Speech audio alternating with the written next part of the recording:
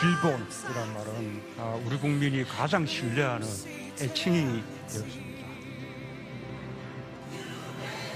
아직 우리는 태풍이 부는 바다 한가운데 있지만 질병관리청이라는 새로운 배의 선장이자 또 한 명의 선원으로서 저는 여러분과 모두와 끝까지 함께 이 항해를 마치는 동료가 되겠습니다.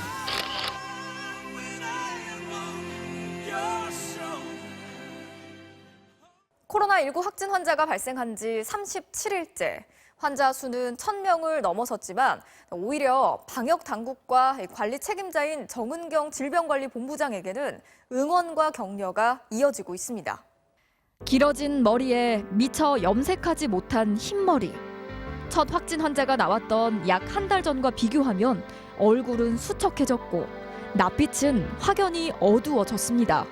벌써 한 달째 질병관리본부 긴급상황실에서 비상근무 중인 정은경 질병관리본부장.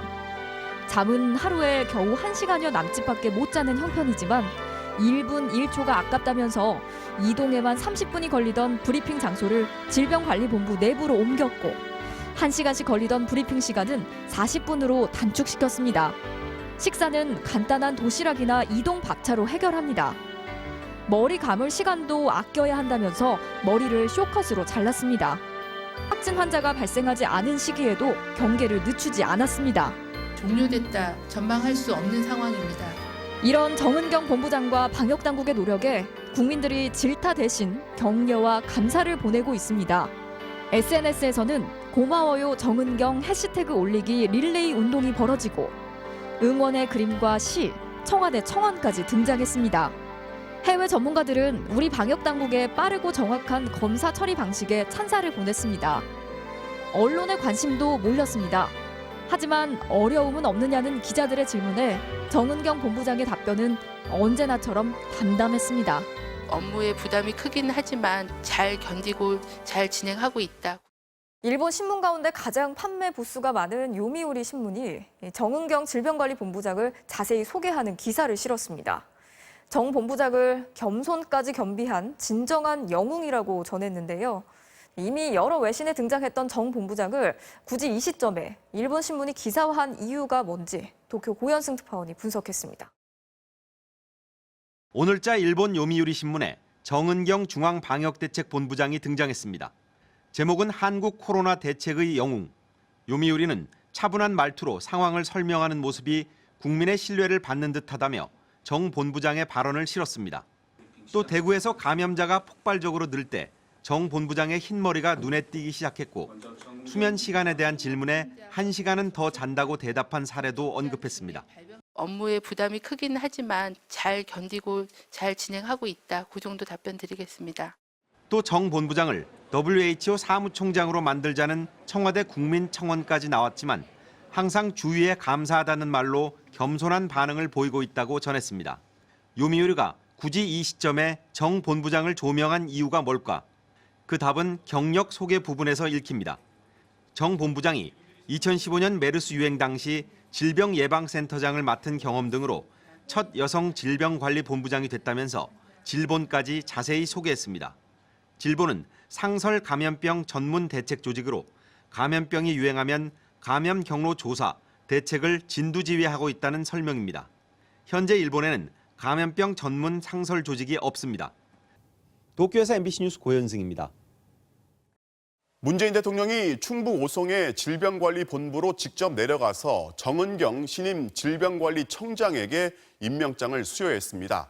차관급의 임명장은 보통 총리가 수여하는데 문 대통령이 직접 그것도 근무지를 찾아가서 수여한 것은 취임 이후에 처음이었습니다.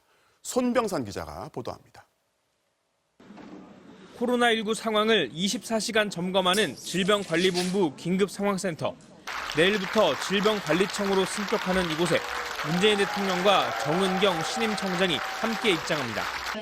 이어 직원들의 축하 속에 문 대통령이 정 청장에게 임명장을 수여합니다.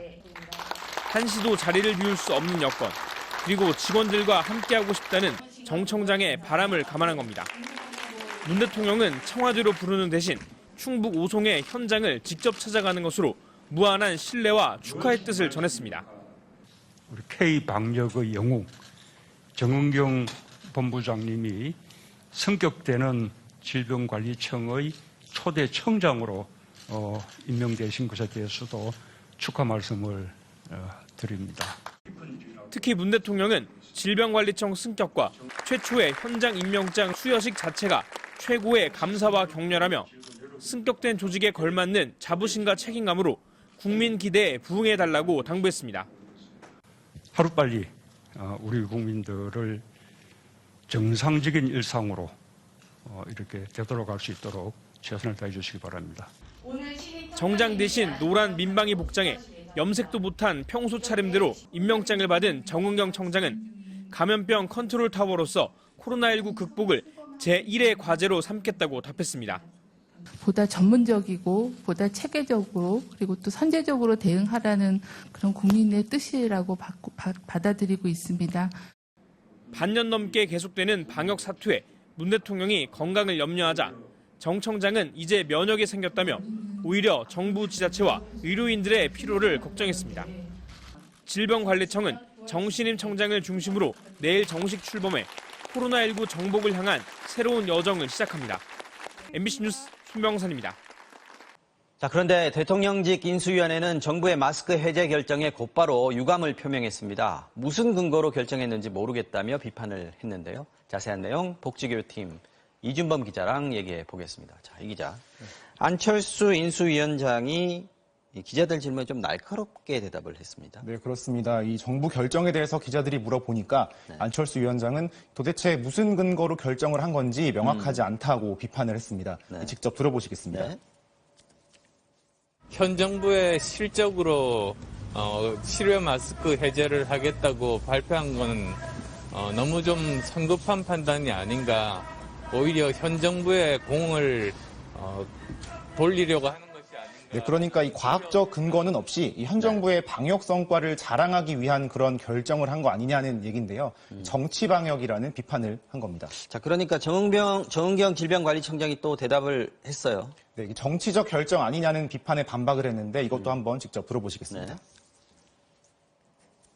실외 마스크 방역 조치에 대해서는 이걸 이제 정치적으로 판단하지는 않았습니다. 저희가 오늘 발표드린 거는 실외 마스크가 필요 없다라는 그런 프리 선언은 아닙니다.